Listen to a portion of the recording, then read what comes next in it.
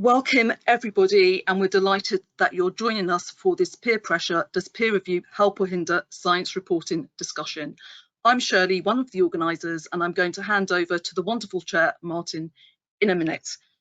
Before then, just a little bit of housekeeping on asking questions. This is all about the questions, so we want to hear your questions, we want to engage with your questions. Because we have limited time, we're only taking written questions, so please do get typing and make sure you get those questions in. What we're going to do is collate all of those questions, so if we don't have time to get to them today, we're going to share those with the panel, and if there's questions they'd like to get back to you on, we'll make sure that we collate those questions and share that with you. Again, we really want to have an engaging discussion today. So without further ado, I'm going to hand over to Martin, our chair. Good. Can you see me? Welcome everybody to this F1000 Taylor Francis Peer Review Week discussion. It's in association with the Association of British Science Writers, and we've called it Peer Pressure, Does Peer Review Help or Hinder Science Reporting? We'd like to thank Sally Robbins, the Association of British Science Writers, for help in putting together this panel and this event. Thank you. My name is Martin Wilson. I'm Head of Content at Taylor Francis, and I'm going to be your chair for this discussion. I'm really excited to have been invited, thank you, because it's a great opportunity not just to hear from such a distinguished panel, but to encourage you to engage with the questions and even help shape the debate on such an important issue. So a very warm welcome to all of you. Thank you for joining us. Whether you're a researcher, a publisher, or a science journalist, we'd love to hear from you. The theme of this year's Peer Review Week is research integrity, and of course, in many ways, this goes right to the heart of this discussion. How do we, as researchers, publishers, press officers, journalists, ensure the integrity of the science that is reported to the public? Peer review has been seen as the cornerstone of academic publishing because it allows independent reviewers to assess the validity of an article. But we also know that peer review is not infallible, and that the way the research is published, how peer review works, and what this means for science reporting are all changing, from preprints during the COVID-19 pandemic to growing interest in open research. So just a few questions that that this throws up for all of us. So what lies ahead for the relationship between science reporting and peer review? Are journalists prepared to report on peer-reviewed content to keep up with the pace of science and report on breakthroughs? And if so, how do we judge if the science is sound? How does peer review in general help journalists understand the progress of the science behind the findings, allowing them to interrogate the science they're reporting more effectively? Well, to explore these questions and more, of course, we have a panel of experts from across publishing, press officers, and science reporting.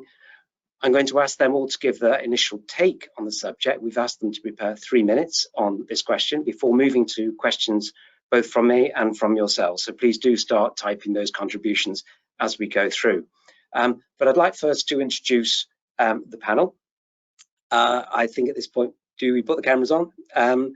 Parth Patel, Senior Research Fellow at the IPPR, media commentator, welcome open research author, very welcome Parth. Bojana Conforti is the Director of Strategic Initiatives at F1000. Jodie Bell is the Senior Press and Media Relations Manager at Taylor Francis. Tom Sheldon is the Senior Press Manager at the UK Science Media Centre. Rachel Pells is freelance journalist in science and research. And Richard Van Noorden is the features editor at Nature. Now, Parth, are you with us? Can I ask you to kick off? Or I know we were having some trouble getting you to join, so Bojana, would you mind kicking us off with your 3 minutes? Can you hear me? Oh, sorry, are you with us? Ah, great. Okay. Well, it looks like half of me is with you because you can hear me, but it's not letting me turn on the camera. It's just coming up with an odd question mark. So if you're happy to listen to my voice, then I can absolutely go for it, and we'll do our best our end as well, and hopefully we get to see you before the end. Otherwise we have this wonderful image of you in our heads, so please do. Yeah, my hair's much longer now, so you're missing out. There you go. It's a creative exercise for us all, but very welcome, Parth. Thank you for joining us. Sure. Okay. So, I mean, thanks for inviting me to this conversation. It's a really interesting question. I mean, I guess for a bit of context, I think I'm probably looking at this question from a few different perspectives. I'm a clinician by training, and particularly in that first wave of the pandemic, I remember the clinical guidance being updated every week, sometimes updated a couple of times a week. So you need this mask, actually you need this mask, actually you need that mask. Let's tube patients, and actually maybe that wasn't what we were meant to be doing. Let's use chloroquine or ritonavir, or actually let's not use Dex and methazone because it suppresses the immune system. Oh wait, yeah, let's use Dex. So we kind of saw all that happening in real time from that clinical perspective. And at the same time, with a research hat on, I work at UCL as a research associate on the virus watch study, which is sort of a big epidemiological cohort study. So kind of seeing it from those two perspectives, and I guess finally from a policy perspective, which is most of the work I do right now at the think tank, is more of a social sciences, sort of social policy, healthcare approach, but still quite interesting to bring that together. So I think sort of trying to put all those three hats on and thinking about this question, does peer review help or hinder science reporting? I'm going to give you a cop out and say the answer is probably both. I mean, I'm not going to go through all the arguments in the ways that peer review can hinder science reporting. I mean, these are arguments that are probably familiar to everyone in the audience here. The main one, kind of the one that comes up the most, is the speed or the slowness of it, but also sort of reviewer and editor bias, inconsistency of reviewing. I think that's quite a big one. The potential stifling of innovation and interesting findings, and well, I mean, the rise of predatory journals, and with it the rise of crap science, and that kind of getting around the point of peer review. But on the flip side, and I do really quite strongly think this is pretty important, is the peer review process does filter out a lot of that sort of poor quality science, and it's not clear to me to see another system that has that sort of filtering effect to sort of curate the information market around science and to make sure it's relatively responsible. And I'm yet to be convinced, I think, from a non-peer reviewed system. So, I mean, in many ways, anything worse than slow science to me is wrong science. I'm just thinking through that speed question a bit more. I think the context is pretty important. Not all science is equal, and sometimes that's lost in these debates. Like research on the COVID-19 pandemic, where speed was of the essence, isn't quite the same as research on nutrition, for example, right? And we want to be sure sometimes, and sometimes the speed is less important than validity, and sometimes speed is more important than validity. So I think that's a really important dimension of this conversation that's sometimes glossed over. But anyway, let's come back to the world we're in today.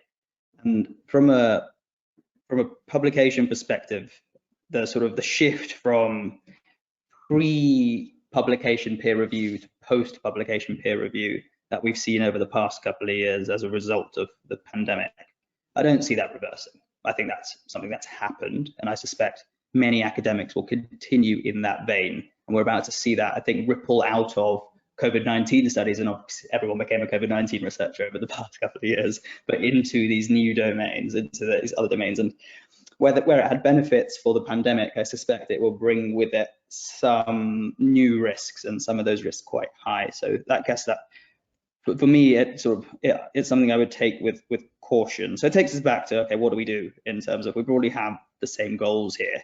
On one hand, you can improve the peer review process such that we get around some of these issues. You could pay reviewers to improve the quality of reviews. You can regulate predatory journals.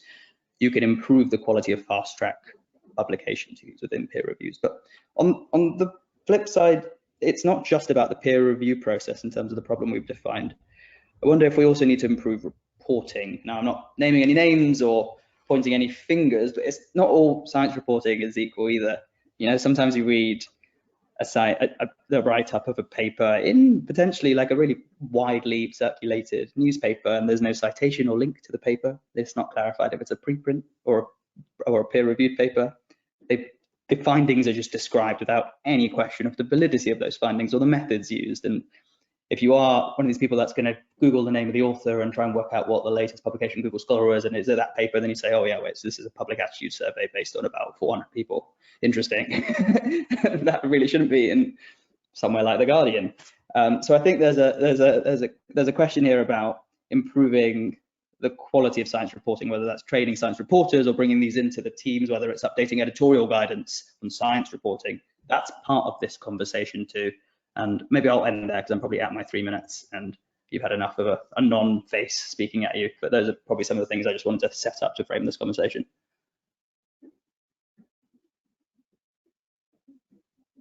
Made the schoolboy error there of still being on mute, but Pa, thank you very much, and hopefully we get to see you later. Covered a lot of ground there. Thank you so much. Boyan, let's just move on to you if that's okay. Sure. So by way of introduction, I was chief editor at Nature Structural and Molecular Biology for many years and launch editor of Cell Reports, which at the time was the first open access journal at Cell Press. So I bring about 15 years of scientific editorial experience to this discussion, and I think that's worth keeping in mind. Peer review absolutely helps promote research integrity, and therefore it helps science reporting. But it is not enough. And peer review is really just one tool among many that scientific communities use to evaluate research.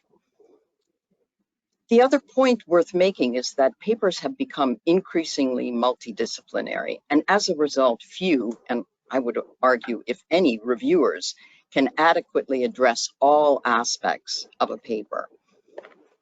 The fact that a paper has been peer-reviewed should not be viewed as a seal of approval. And likewise, a preprint should not be assumed unreliable simply because it has not been reviewed by an expert. Instead, I would argue that transparency is what is important at every step of the research process. And the more the scientific community grows comfortable with open data, open methods, open peer review, the more credible and sound the entire scientific process will become. And at F1000, we believe that articles should be evaluated after publication as opposed to before publication, and that authors should be the ones to decide when they're going to publish their work and when they're ready to share it with others. And in addition, with F1000, the work is immediately and openly shared with everyone, everywhere. Experts then provide peer review, and those reviews, along with the author's responses to them, are available to everyone as part of the scholarly record. And one point that I would like to stress, and where I think journalists could be incredibly helpful, is to remind their readers that all science is provisional. And by provisional, I mean it describes the state of knowledge at a given point in time. So as scientists, we work with techniques and tools, we generate new data, we try and understand those new data in relation to what's been previously published. And we propose models based on bringing those two threads together. And the models, any proposed model, is expected to change over time as new techniques and new data are generated. And so what I would ask journalists to do is whatever they can to demystify the scientific process and explain what it's really like, and that is complex, iterative, and messy, just like any other human endeavor. And I'll stop there. Boyan, thank you so much. And as we're going through this section, please do send in your questions or even your observations would be good, because I think as we're going through, we've had two different perspectives there, and I certainly wanted to pick up on a couple of things. But please do throw your thoughts in as well and comments. Thank you very much indeed. Jodie, I think we're coming to you next, if that's okay. Yeah. Hello, everybody. I'm Senior Media Relations Manager at Taylor Francis. So essentially, it's my job to tell the media about the most exciting research, which is publishing across the portfolios of journals that Taylor Francis publish, which numbers something in excess of 2,500 different titles. So as you can imagine, that's pretty much any discipline you can think of. So some really wide-ranging campaigns that we work on. So I'm here to very much represent the view from the press office. It's my role and the role of my team to identify newsworthy content, to kind of find the needle in the haystack from all of that large volume of journals, establish the factual accuracy of that research. So we work really closely with authors to work through that whole process. We decide on the media angle, so decide, what the news angle is, what's going to make people read our press releases essentially, and then we send them out to the press. So that could either be kind of broad distributions of press releases, or it could be social media, or working directly with our contacts. Across Taylor & Francis, we have a couple of different peer review models in place. So we have both closed pre-publication peer review, which is what the majority of Taylor & Francis journals are operating. And then we also have open post-publication peer review, which is available through F1000. The majority of releases which are sent out by my team are normally in peer-reviewed journals, so they've been reviewed prior to publication, and we normally send them out under embargo. So we're offering journalists that window of time to be able to go and research the story themselves, talk to the lead authors, define their own media angle, and then publish at the point that the paper itself publishes as well. So to answer the question, yes, I feel peer review is important. It offers that immediate kind of indicator of quality, even if the perception of peer review as some kind of complete standalone marker of quality has changed somewhat over the years. But I would kind of argue that regardless of a paper's peer review status, whether it's been reviewed or not, open or closed, it needs to be examined in a much broader sense if it's being communicated in that very broad kind of way through journalists to a very lay audience. So to give some context, and an example of kind of the discussion that we have in the press team when we're evaluating a paper, we'd be looking at it from a number of different angles, and we'd be asking things like, what sample size does it have? What conditions were the study carried out in? What are the limitations of that paper? Is that clearly defined within the article itself? And is there anything that we need to kind of really caveat and lay out if we are to take this forward to the press?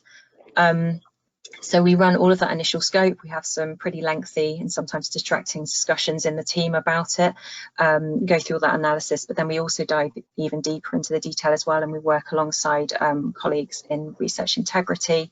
And we also have a really excellent bank of freelance science writers that we're really fortunate to have on tap to have expertise across a number of different disciplines. And they'll be looking in even more detail at things like ethical approval, whether the data sets and any imagery that's been included all seems thoroughly approached and robustly covered. And it's only at that point we would actually be making a decision about whether or not it's suitable for the press. And at that point we'd start talking about whether it looks like a press release and we want to distribute it via Eureka Alert, or whether we feel like it's really matched up well with a journalist that we know is very interested in that area. So I think yes, peer review is one really important part of that, but I'd kind of say actually, because of the responsibility that we really keenly feel about taking this to a very broad lay audience, we feel that you have that responsibility to dive into it at that kind of deeper level. Open peer review itself, yes, it offers fast access to science, absolutely, but I would kind of argue that that level of scrutiny that I've kind of quickly gone through there, that a press office would apply, would actually do a lot of, I don't want to call it heavy lifting for reporters, but it's a really good indicator that that paper is in a sound place to be kind of communicated onwards, and I think that's a really important thing to bear in mind. And a sign that a press officer kind of applied that approach is that they've really openly and transparently included caveats within the press release. It's something we've always embraced at Taylor & Francis, and I think there's a lot of evidence out there that shows that actually including more caveats, more limitations in press releases doesn't actually reduce its chances of making the media. It actually enhances the quality of that coverage. So I think it was in 2016 there was a study done at Cardiff University looking at this. and it was found that it actually improved the coverage. So that was a really nice kind of validation of our approach, and it's something that we're acutely kind of aware of. It's really important actually to include. We at Taylor and Francis also embrace the Academy of Medical Sciences Science Media Centre press release labels. Again, a really simple, common sense kind of solution to just improving the clarity and transparency around the communication of science. So really simple labels that go at the top of press releases, just delineating what the parameters of that study are. So was it peer reviewed or not, what the subject was, and it's just little touches like that that just help that flow of information in partnership from press office to journalists to the lay audience, that I think helps kind of lift the lid on science a little more, and really helps demonstrate exactly what you are looking at in front of you in terms of the parameters of the research. Just to kind of wrap up quickly, I think I've gone over 3 minutes massively. Yeah, I think the media angle absolutely has to be present in a research article. If we're going to send it out, no one wants to read a boring press release. But I think we always consider the impact of running that story at too early a stage, and that's a responsibility we really keenly feel in the press office at TNF. If there's any risk whatsoever of it being misunderstood, taken out of context, extrapolated to something far beyond the stage the study actually is at, that we just wouldn't run it. We would just make that call not to run it, because I would far prefer to miss out on, you know, a couple of press mentions than potentially do some damage further down the line by having, you know, misinformation circulating in the digital space, because once it's out there, it's really hard to put back in the box. I'm also really keenly aware that actually media relations and PR is just one channel to amplify research. There are many other options out there which can be considered. It doesn't have to be a media campaign. And actually sometimes just leaving a study to gain organic reach, so being built on within the research community, gaining impact through that way, is absolutely the right approach to take. And I think if we are deciding not to run something as a story, we're not saying it's not important research. That's not the case at all. It's just that actually where it's going to have the most value is in a sort of more organic way through the research community, rather than taking it to that broad audience. And so I think it's really important to kind of view it in those ways. Thank you, Jodie. That's brilliant. Thank you so much. Tom, can I bring you in next? Sure. Hi, I'm Tom Sheldon from the Science Media Centre in London. We're a charity set up to try to improve the accuracy of mass media reporting on controversial and headline subjects in science, so that the stories told to the public are evidence-based and responsible. So I'm coming to this very much with the wider public in mind. Science doesn't stop with the scientists, of course, and lots of research gets to the public through mass media channels. And we can't talk about peer review without talking about preprint, so that will be the focus of my 3 minutes. And preprints have been around in science for decades, of course, but it's only recently that they really started making major headway in health and medical sciences, and that's important for 2 reasons. And first, in the pandemic, it was so crucial that the best science was available to the public without delay, and preprints played a major role in the communication of evidence around things like infection rates, for example, which would simply be out of date if it had to wait for formal peer review and publication, the speed that things were moving. But the second kind of opposite reason is because these are the very areas where bad science can do the most harm to public understanding, public behavior and health itself. So I worry a bit when people are so kind of vehemently entirely pro or anti preprints. It's much too complicated and intricate, I think, to take aside, which is of course what makes the subject so interesting and worthy of discussion. Preprints are undoubtedly good for science, and they were a particularly important part of the research response in the pandemic. When it comes to reporting science to the wider public, I just think everyone in the chain of publicity needs to be very careful to behave responsibly. We can't just throw all early stage research out to journalists and hope that they get it right and say that the responsibility is entirely theirs. So the question, will the pandemic mark the end of published science communicated by embargoed press release, with journalists instead trawling preprint servers for juicy stories? I don't know. So far it appears not. Daily mass media science and health correspondents overwhelmingly say that they prefer what they call the old system of review, publication and embargo. personally, I'm reassured by that, particularly from a medical and health standpoint. I think the potential of unchecked work, I'll come on to the, you know, how strong that checking can be in a moment, but the potential of that to do harm is too great for, I think, 3 reasons. First, we lose peer review in the journal process of editing and acceptance. It's not perfect, but it's better than no filter at all, as previous speakers have gone into. Second, each piece of research only gets 1 shot at publicity because that's just how the media system works. If research that's fed to the public later turns out to be weak or fatally flawed, the media have no obligation to report that fact, and the damage will have been done. And third, publicising a preprint to journalists by thrusting it in front of their nose with immediate release deprives them of any embargo, and of course embargoes are a rich source of disagreement, but embargoes allow them more time for scrutiny and to seek third-party expert comment, and without them, I think more bad science gets through unchecked in the rush to for journalists to publish. And in some cases, of course, good science will fail to reach a big global audience with journalists around the world not given equal opportunities to report it. I still hear 2 arguments made around preprints and peer review that I think are misleading. One is a bit illogical and the other is a bit naive. The first is that peer review isn't perfect. You get bad science in journals all the time. And of course that's true, and of course peer review isn't perfect. No one ever said it was, but that's no argument for throwing all preliminary work at journalists and hoping for the best. And it's just illogical, I think, to conclude that all early stage research is deserving of mass consumption just because some bad science already gets into the journals. And the other argument is it's the responsibility of journalists to get it right. That really annoys me because the media just doesn't work like that. If a preprint is pushed in front of journalists, we force their hand. We make it very difficult for them to disregard the story if it's a good, juicy story. And we also ignore the fact, whether we like it or not, that many journalists will tell you that they are there to tell stories and that it's not their responsibility to check your science. So I think the scientific community has a big responsibility here to the public to be more sophisticated. Overall, I think the responsibility lies very much with press officers and scientists to consider the harm that could be done by publicising a preprint the minute it gets posted to a server. I think journals need to give strong, clear guidance, as some already do, about publicity when they're part of the chain. Researchers shouldn't go looking for a mass public audience unless they have a very good reason for doing so. I think press officers should resist pushy academics who want their name in the papers, and there are some of those. And they certainly shouldn't press release a preprint just to get a name check for their university.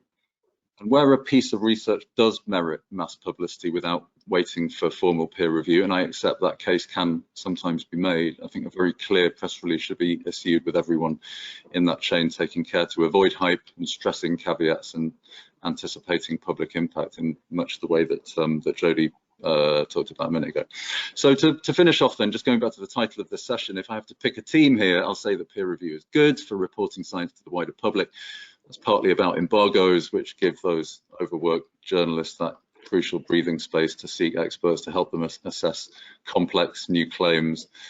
And in a world where public opinion about drugs or diseases or diet, plus everything else like energy and climate change, is so heavily influenced by mass media, I think that the whole scientific community owes the public that responsibility. But I'll end by saying that surely one really important reason to embrace preprints is not because they bypass peer review, but because they invite it. A preprint won't just be subjected to 2 or 3 experts handpicked by an editor, but potentially by the whole community of scientists in that field. And that way, by the time a paper reaches publication, it will either be the best version of itself, or it will have been so soundly kicked to death by other scientists that it won't be published at all. And if we can find a way to combine that mass open peer review with also waiting for publication before going public, then we might have a utopia of science reporting. And if everyone recognises their responsibility in the process, I think maybe we can. Thanks. Thank you so much, Tom. Rachel, I think that you were next, if that's okay. Yeah, hi everyone, thanks for having me. So I'm a freelance journalist and I write for lots of different platforms, some sort of mainstream newspapers, some more specialist magazines. So my perspective is very much from the journalist side. That said, I used to be a reporter for Times Higher Education on the research beat, so I heard a lot of the academic sort of view of peer review and the sort of bureaucracy of it. So I am sympathetic to sort of both sides of that, I think. But what I find quite interesting is that I think there seems to be quite a lot of variation in approaches and attitudes towards peer review in journalism. I think overall journalists, in my view, are often very willing to report on non-peer-reviewed science, but editors are maybe a bit more cautious for obvious reasons. And when I say editors, I mean magazine or newspaper editors.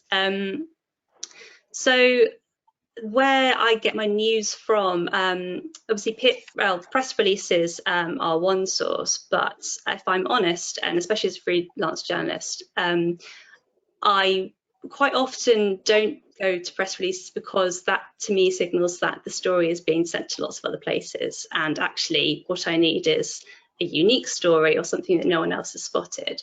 So I will often get my science stories, and I'm sure lots of journalists also get their science stories from the researchers themselves, either because they've got a report already with them and they might mention it in passing, or sort of give you a heads up that they've got this study coming out. Or maybe I'll have an alert set up for a particular subject, and then a preprint study might pop up with an intriguing headline. Some publications I've worked with won't touch a story if it's based on a preprint article and not been peer reviewed, which I can understand to an extent, but actually don't agree with at all. And yeah, so my very brave stance now is that I think as a journalist, actually peer review does create massive barriers to fair and accurate reporting of science. And I also think that the differing work processes can sort of disrupt relationships as well.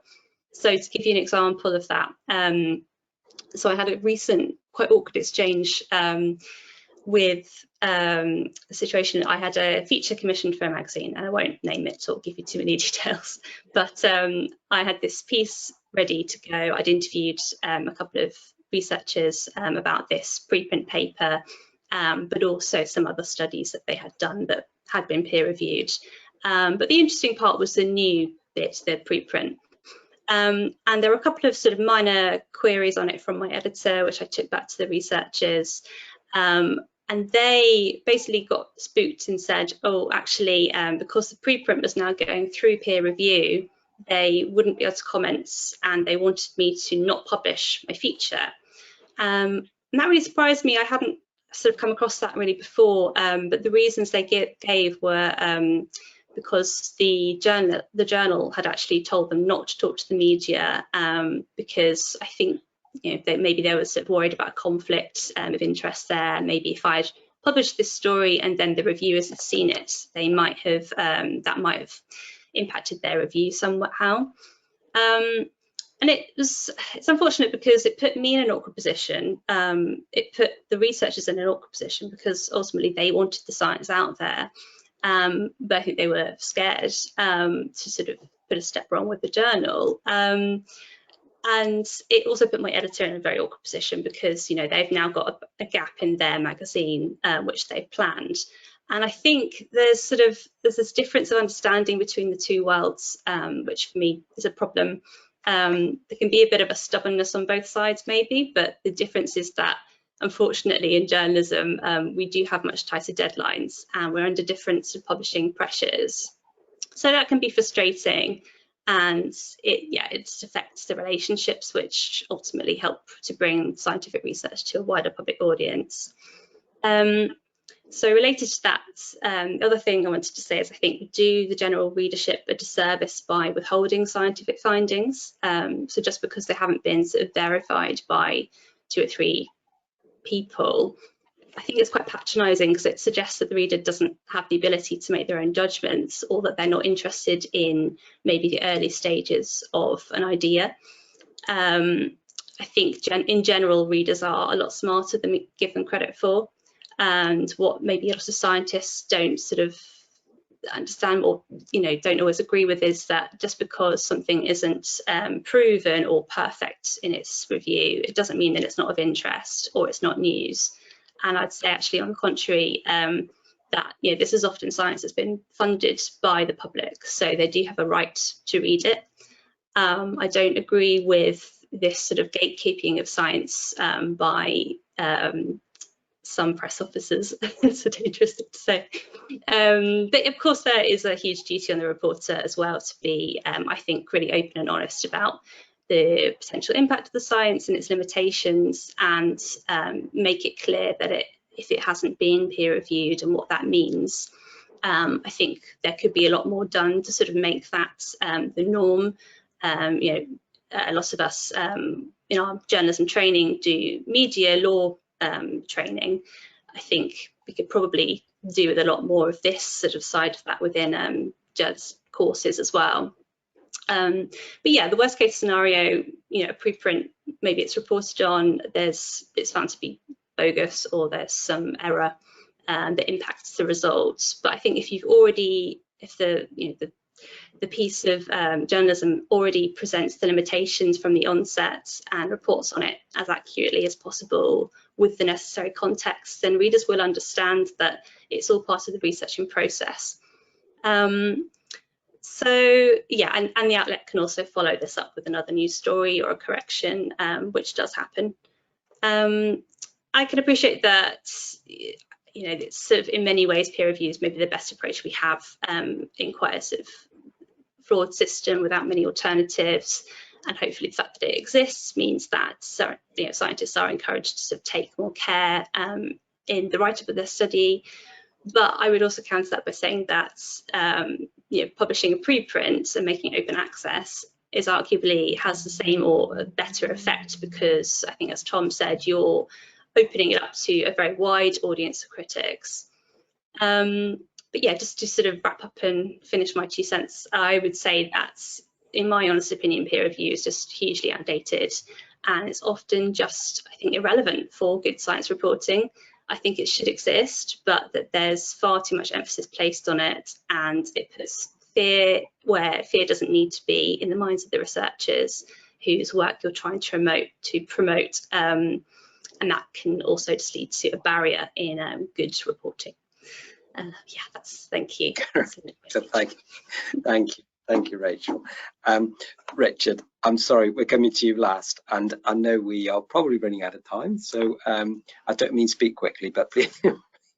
I will speak quickly. So I'm speaking as a journalist, a features editor at Nature, previously a news editor here, and so talking as a journalist, so I don't represent Nature, the journal publisher. I'm getting a slight sense here of something that I think Ed Yong once said, which is that the good scientists criticize the bad journalists, and the good journalists criticize the bad scientists, and the same for the press officers, the other way around. And meanwhile, the irresponsible ones aren't listening because they're in the pub. So it's a bit tricky when we talk about sort of telling people how to do things. Of course, I agree that scientists should be careful, press officers should be careful and open, and journalists should be careful and open and communicate the ongoing nature of science and the provisional nature of science. But it's quite hard to sort of just insist that media does things, because that would be better. So you sort of have to keep in mind that journalists are going to report what's out there, and that's something to bear in mind. There's no journalism, even unlike science, doesn't have sort of people can do training, but there's not guidelines way of you're not going to get funding or something like that. You have to be a pretty irresponsible journalist to basically stop working. So something to bear in mind there, and sort of arguments about what must happen. But what I wanted to say is that obviously journalists can cover studies that haven't been peer reviewed, and they've done so before COVID for decades. And I think of it rather, as an editor, I think of it rather as sort of seeing trust signals about what you're going to report. So peer review just gives you a little extra, I don't know, sort of like the Swiss cheese model of protection against COVID. It's just one more little sort of trust signal that you can have, but it's not perfect as a journalist. And your journalism is only as good as the comment that you can get on the study that you're reporting. And you know that pre-publication peer review is not a sort of monolithic and infallible procedure, but a human process. And And what was really difficult about reporting on COVID was essentially that the science was genuinely uncertain whether it was peer-reviewed or whether it was a preprint. It was coming out at tremendous speed. Some of it was high quality, some of it was poor, some of it was fake. And it, you know, whether it was a preprint or a peer review, that wasn't really the real challenge for reporters. It was getting to the core of the issue. What I wanted to focus on then was sort of where things could be improved. So, because I welcome experiments in preprints, I think journalists can report preprints. But I've noticed one thing for journalists that's good about preprints is that you can actually even have more trust signals about a preprint than you can have about a peer-reviewed study. With a preprint, it's on Twitter. You can often see 6 or 7 scientists have already critiqued it. You already have loads of questions to ask the authors. You possibly know more about it than just a press release embargoed paper at the start. And so this sort of shows, I think, that it's not about it's about, for a journalist, how many trust signals can you get quickly when you're making a decision about whether to cover something.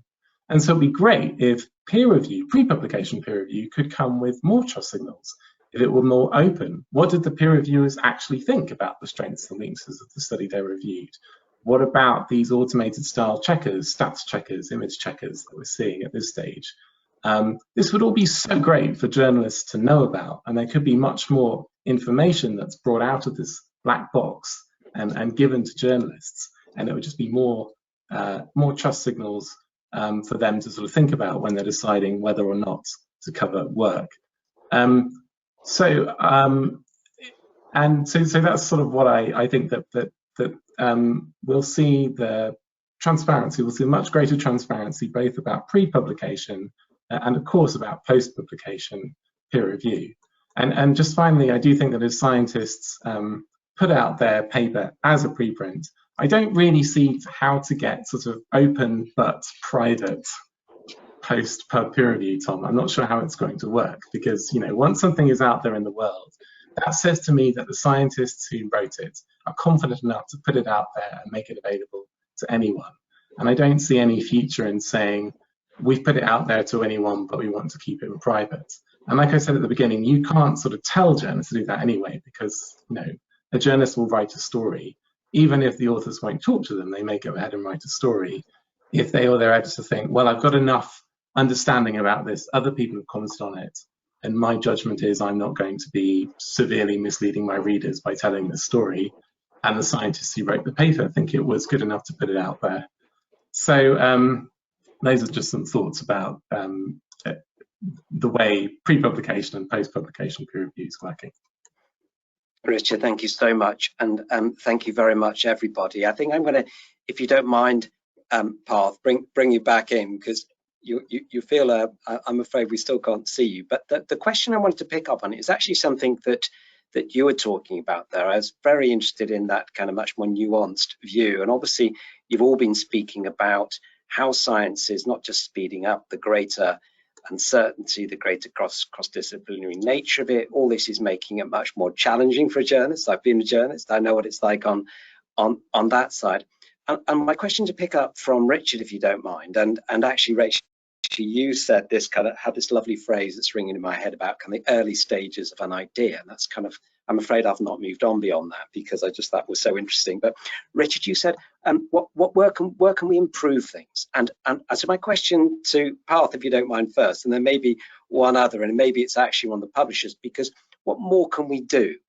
Parth, you touched on kind of guidelines, maybe there's that scientific literature, I don't know, but I just love to hear from one or two of you about what are the things that you would love to see, given the changing nature of this, that what our responsibilities are, how might we help? We all want sound science being reported to the public, and how might we do that? What would your kind of, it's not quite desert island, you know, one wish, but what might we do that's constructive here? Parth, could I bring you in first on that?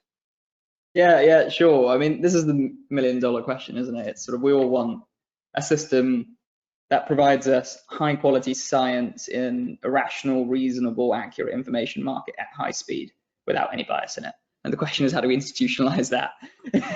And I mean, it's difficult. There's obviously there's no silver bullet, I think. I alluded to a couple of things, and broadly, I guess the way I see it, it's not an either or. You need to improve the peer review process and you need to improve the reporting process. And within that, I think on the peer review side, paying reviewers feels like a really easy win to improve the quality and consistency of reviews, and clamping down on some of the poorer quality journals that sort of are there bugging and constantly asking for submissions and submissions and submissions. I think that's slightly poisonous. And on the reporting side, yeah, editorial guidelines, I think, I mean, they obviously exist for so many periodicals. I don't know whether they are a sort of, there's a level playing field or a baseline of the editorial guidelines across all papers, newspapers and periodicals reporting on science, and that feels like a starting point. So I don't really have many of the answers, not being really a journalist and only being a part-time scientist, but maybe that's a starting point, and seeing if others want to sort of jump in on that. Thanks. Jodie, Boyan, I mean, publishers, what role do we have, do you think, in ensuring, given the rapidly changing nature of all of this, what do we need to be doing more? I'm going to jump in just very quickly.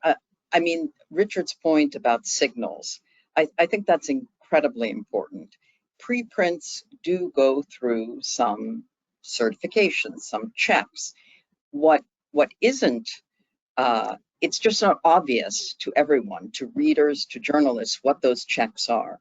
And there are also reviews that are layered on top of at least some of the preprints. And Richard, you were talking about Twitter, but there are also more quote unquote formal reviews. And the greater the transparency of those reviews and the ways in which the authors respond to those reviews, I think that provides a lot of nuance and context for journalists and for other scientists. So to my mind, having the reviews be transparent as well as the author's responses really is important.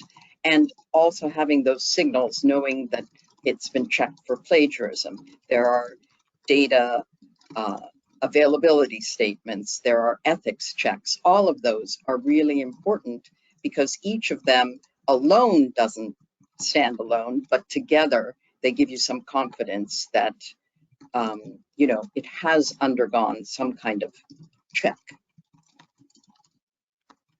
Does anybody else? Sorry, Jodie, you're. Well, I just, yeah, sort of add to that and pick up on that, really. I guess it's given me quite a bit of food for thought as to whether there are ways that we could be more transparent in our approach. I think a lot of what we do, and many other press officers do as well, I think goes a little bit hidden. I don't think there's a realization that, you know, how many checks and balances a research paper has gone through before it's kind of communicated outwards, really.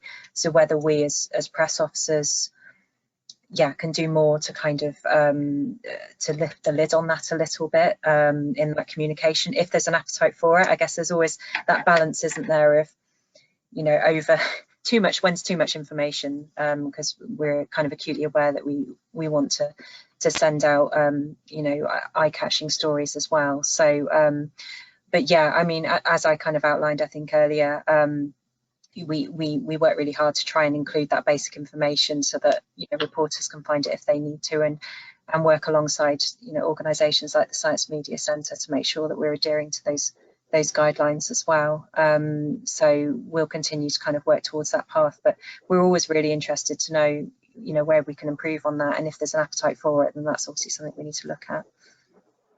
And how might we, just building on that, just is there anything we can do with preprints to prevent, because again, being a journalist, you see a good story and you run off with that.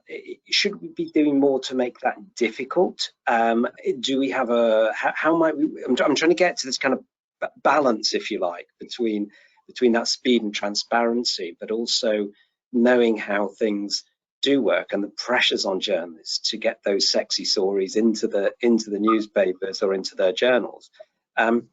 Is there more we can do there, do you think? I think that might be more a question for Boyana, probably, given that, you know, the majority of what I send out is peer reviewed. Yeah. From my perspective, like Rachel kind of touched on earlier, I think I'd feel uncomfortable acting in that gatekeeper kind of capacity. That's definitely not our intention.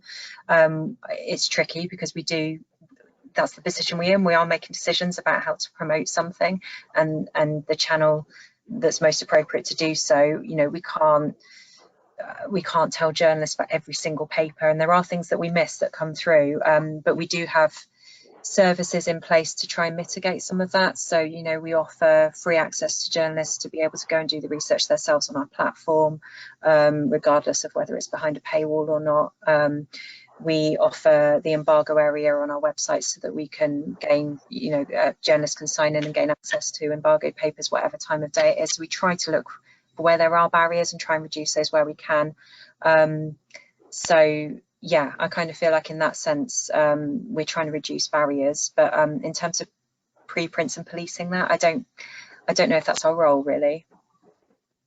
Does anybody else want to jump in on that? And please do send in your questions. I'm just going through some of the audience questions at the moment, so please do keep sending them in. Did anyone want to pick up on what Jodie was saying there? Tom, did you have something? Yeah. I was just going to make a really quick point.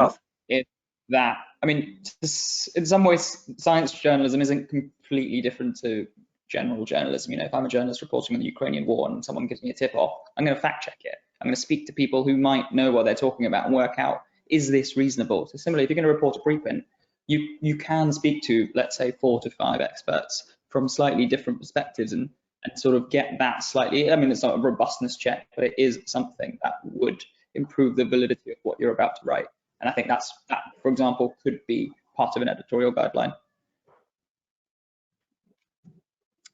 Great. Can I just pick up on I know we only got 10 minutes left, so I'm just going to pick through some of the questions that are being sent in. We've had one about scientific papers often being written formally and using needless jargon, and that creates a barrier. How might we either work with journalists or break down those barriers, and thereby making it easier for the public and for journalists to understand the science? Is there anything we can do in that field, do you think? I don't know who wants to put the hand up for that one. Well, I'll jump in. I mean, from the point of view of journalists, plain English descriptions are fantastic. So if someone else would just kindly go through all the effort of pulling out plain English descriptions of, you know, what the science showed, what the limitations were, you know, why this matters, and I suppose that's what hopefully we would get from the best press releases. And I've seen some journals include these sort of boxes of, you know, why does this study matter and what were the limitations and so on. I suppose you could say that's part of the value add that they provide. But, you know, I do know that requires a lot of work from whoever has to do that. Sometimes it might be the original scientist, sometimes some editors, press officers. So it feels like, to me, I think that would be great to include those sorts of, maybe if journals and preprint servers would allow a sort of an inclusion of a sort of plainer English style, shorter thing. But that just means more work. So what we're saying is that we'll get more responsible and better communications of findings to the public if people are prepared to put more work into making the plainer, you know, that plain English stuff at the beginning. So, but I think that would be great, of course. Great. Can I just pick up on I'm going to rattle through these guys. So if you can, maybe one of you come back to us on this. But one of the questions is if there's interesting research in the pipeline and it has the potential for significant social impact, and it is reported before it's been peer reviewed, what's the worst that can happen here if you do go early with it, and what sort of mitigations might be put in place? I don't know if anybody wants to pick up on that. Tom, hand up. Well done, thanks. You said what's the worst that can happen? I mean, there was a preprint from a Canadian group during the pandemic which claimed that mRNA vaccines were largely ineffective, and they completely messed up the stats, and it was an honest mistake. They were challenged by other scientists, and it was and then they quickly retracted it and corrected it and put out the right figures. And that was a great example of preprints working beautifully, because you know, they did exactly what they were there to do within the scientific community. But that's the trouble, because something like that, if that, you know, that's a sexy story, right? I mean, it's not good news, but it's sexy. If that then gets pushed out to core as big an audience as possible before those checks were made, then the kind of damage that can do in the middle of a pandemic with people not believing that vaccines were effective is immense. Now, that was used by anti-vax groups and pushed around on social media a lot. I don't know if it got much traction in mass media. I think it was caught pretty fast. But I think that's the point I want to make, is that there's a difference between having things discussed within the scientific community for the greater good, not just to science, but for everyone, but not trying to get everyone in the world to hear your findings the minute that you stick them on medRxiv. That's and I don't think that's gatekeeping. I think it's just about responsible. Taking the responsibility to imagine what this could do, what my research could do to public understanding if it turns out to be flawed, something like that. Thank you, Tom. Thank you.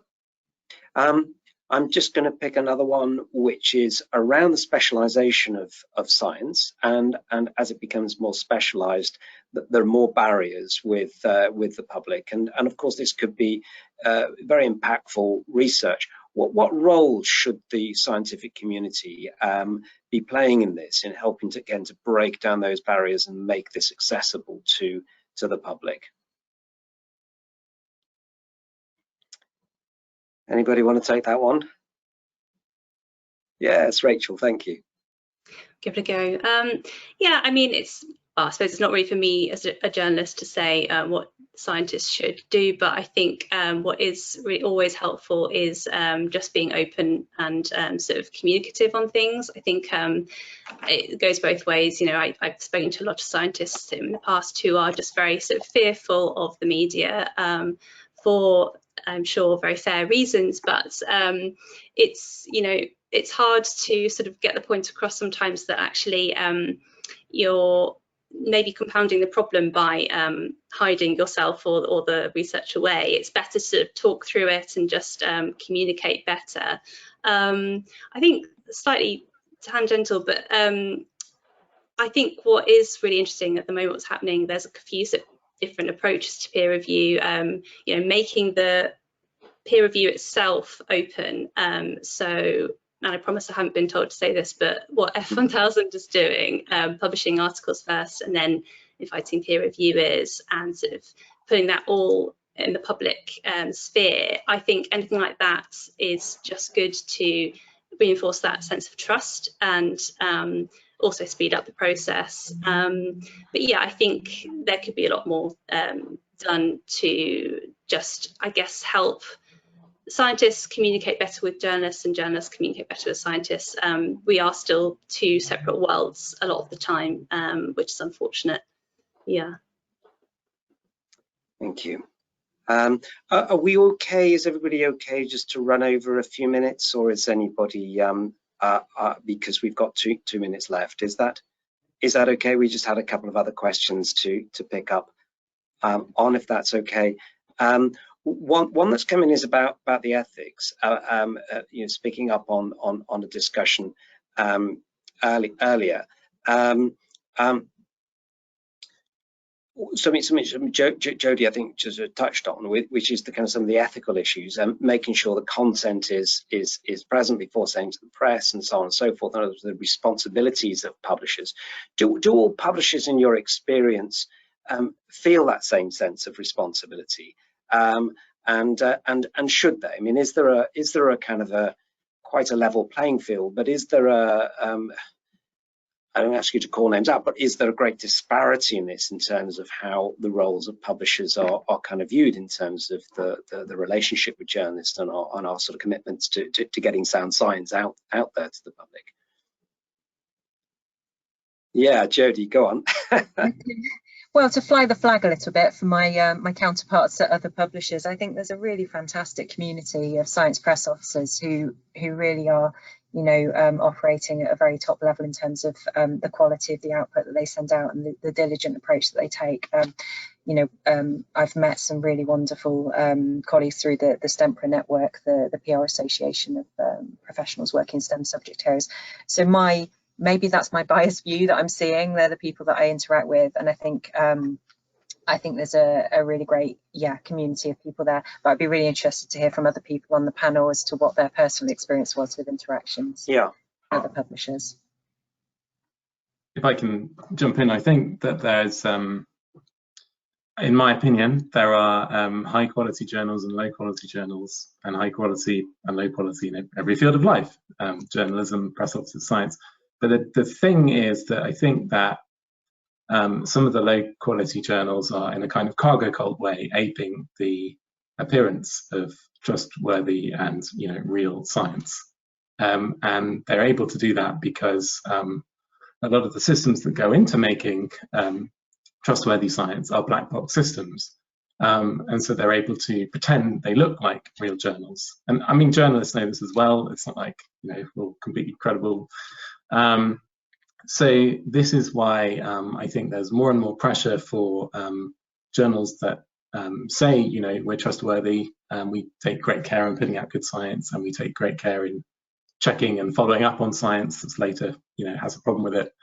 I think they're under pressure to sort of open up and show more about that process, which is why I think we're going to see more and more open peer review, because otherwise there's just, you know, this squishy question of what really makes a predatory journal and so on. It's very difficult to point to anything, whereas if the full process is open, you can sort of more clearly say, well, you didn't follow recipes 1, 2, and 3, which are processes that make for generally high quality outcomes. Thank you. We've had an interesting question in from an author about reviewers and the status of reviewers, and I just wondered whether I could throw this back out to the panel as well about the status of reviewers who might actually have contradictory comments on the piece of work, and how do what in your experience have we got that right? Is that right, or is there again a great deal of disparity out there, and what more might we do? I'm sure this is a very hot topic, but that sort of pushback from authors to the kind of reviewers, and sometimes the kind of confusing and contradictory nature of the comments that they get. I'm going to take that one. I mean, that's why I think it's so important that the reviews are transparent, but that the authors also have a chance to respond. Sometimes there are genuine misunderstandings, misreadings of the paper, and it's worth having a dialogue between the authors and the reviewers, because the authors also want to put out their best work, and the reviewers are trying to do their job of reviewing. But as we've all said, it's a very imperfect system. And as long as there is the opportunity to respond, I think that's extremely important. And if there are caveats, and if there is still disagreement between the authors and the reviewers, then at least that's visible to everyone. They can see that that is a bone of contention, so to speak, and they will keep an eye out to see how that's resolved. So I think, again, transparency is extremely important.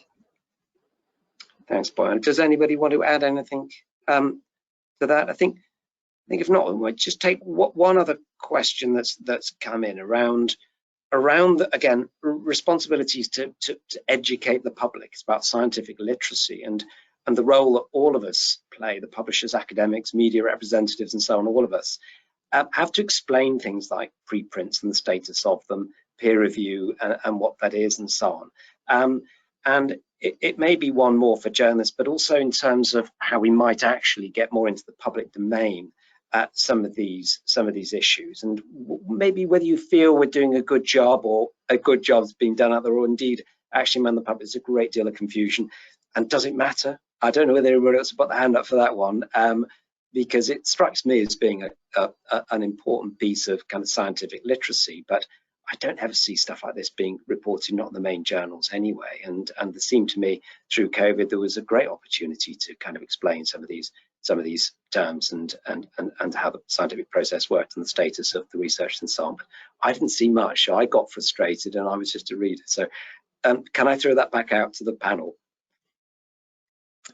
I can jump in. So it's a bit tricky because writing for Nature, we're writing for an audience that knows what a preprint is, and therefore we can just say the work, which is not a preprint, move on. You know, we've explained it on the work, which is a preprint. But we have, because more people read our COVID articles than our normal audience, we started to, we very quickly realized we should put in more things like which has not yet passed peer review, sort of explanatory phrases like that. But then again, I'm not sure how much those explanatory phrases really meant things to people who weren't familiar with the whole system. And I can't see every article written by, I can only see at the most a sentence or two to say, you know, which has not yet passed peer review or something like that. And it's sort of somehow going to, I think it's probably going to have to assume that the readers know what that signifies. Yeah. In the same way that a sports report assumes that you know the rules of football, or why are you reading this, you know, that. And there are sort of individual, I saw newspapers run articles just about preprints, you know, COVID and preprints, what does this mean, right? And that article will be run, you know, so newspapers run 2 or 3 of those. But it's not like in the regular reporting, people, they just included a sentence or two. But I think that sentence is massively important, right? Every story should say that. And so that would be, you know, basic number 1. But I can't see much more than that going into an individual story about a scientific topic. I remember at the BBC, you know, the agonising we'd have when we used the word "let's take inflation." Do the people watching this programme or reading this know what that is? Do we need that handy phrase? Do we need to keep repeating it, or do we need to break it down to more detail and have a paragraph? We're seeing some now people do these sort of, you know, what you need to know, right? It's sort of on another web page we put what you need to know about Ukraine. You know, on another web page you put what you need to know about the Middle East. You know, could journalists create that for what you need to know about how science gets produced, and then point to that every time? Well, it seems an obvious thing to do, and I would certainly, you know, peer review, click, and there's a nice explanation of it. You know, click. This is the stage of the research you're at. Where are the caveats and so on and so forth? Look, I'm sure there's some great stuff out there. Look, we've only got another sort of minute, and I just wondered whether, I'm just very conscious, Parth, that you're with us but not with us in the most lovely sense. Whether you know, because we got to see you putting your hand up there, so that was a bit mean of me. I'm sorry about that. Is there anything on any of the questions we've touched on that you wanted to come back in with before we do wrap up? And indeed, if anybody does have any sort of closing comments, I won't sort of go round, but please do share any observations and sort of where next. That would be great. We've got sort of three minutes left. I think if I was allowed to say one thing, just following on from what Richard said, I think actually I do see mainstream news articles do reference the fact, not always, but they do reference it if it's, oh, this is not peer reviewed, this is a preprint. And yes, it's only 1 or 2 sentences, but I think actually that is all you need. Again, I just think it's really important not to patronise the general reader. You know, if someone is engaged enough to read an article about vaccines or you know, genomics, or something that is probably quite a meaty subject in itself, they are probably clever enough to understand that sentence about peer review paper. Let's not patronise people. I think, yeah, also it's, you know, it is the responsibility of the journalist. I do sort of think that, you know, it's not really the problem of the scientists to communicate. I mean, they should communicate, but it's not their role to simplify it, is what I'm trying to say. Yeah, great. Anybody else with any final observations? I'll keep calling you in, Parth. Are you? Oh, sorry, Tom, go on. Yeah. Oh, go on, Tom, go. So I just want to kind of pick up this idea of patronising people. I mean, I agree that we shouldn't patronise the public, and we should you know, assume a sort of level of understanding and discretion, of course. But I don't think it's patronising to try to protect a mass readership against potentially misleading or harmful information. I don't think patronizing doesn't feel like the right word, and I don't think it's enough to say my duty has been discharged by saying this is a preprint and hasn't been through formal peer review, and then just go on to write the whole article without considering the impact that might have. Remember, there's so much information out there. A lot of this stuff is being shared on social media. A lot of the time it's just headlines that are being shared. The nuance and the caveats aren't going to find their way to everybody, and especially on a subject which is really kind of febrile and is going to affect people's lives and behavior and health. Then people will be easily scared by suggestions that vaccines are harmful or that electronic cigarettes are worse than smoking or something like that. So I'm not suggesting any of you are saying that just saying, oh, this is a preprint, that's fine, right? But we've got to go further than that and consider the impact that it might have on an unsuspecting public, whatever level of their discretion or intelligence. Brilliant. Thank you, Tom. Parth, are you still with us? Did you want to say anything before we close? Yeah. Two very, very quick comments. I think on the conversation around is just writing the one line, this is a preprint, enough. I mean, I think what I'd like to see is just a little bit more uncertainty built into the journalism, just communicating that the validity of the conclusion is not 100%, it never is 100%, and just not taking the top line as this is definitive. And sometimes that tone is a bit too prevalent. That kind of builds into my second point, which we haven't talked about, but just headlines. And often that's out of control of the journalist, and often that's written by someone else at the periodical or the newspaper. But the headline is really important, particularly in this world where print media is being replaced by digital media and how that's completely changed how people process and consume news. The headline makes a big difference. And thinking about how the headline is written, I think, is actually a big part of this story and something that we probably don't have time to get into. But I'll leave that thought out there.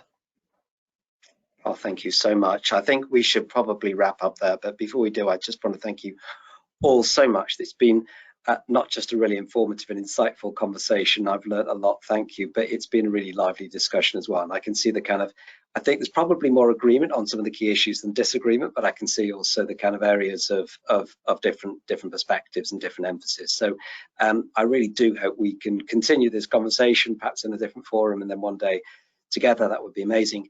I'd like to thank everybody who's joined us and participated and asked the questions. I should probably hand back over to you, Shirley, if that's right, with a thank you very much finally from me, and very good to meet you all and to talk to you this evening. I could go on all night. And Martin, so could we. Thank you, as you've said, for such an interesting discussion, and thank you for chairing it. We really appreciated it. As you can see from the slide, we do want to continue this conversation. We do want to engage with you. So please do get in touch with us if you've got ideas about other discussions, if you've got comments about this discussion, and if you've got ideas about other areas in science communication, in publishing that you'd like to engage with us on. We do want to hear from you. And with that, I'm going to ask Melissa to close the discussion. Thank you all. We really appreciate your engagement tonight.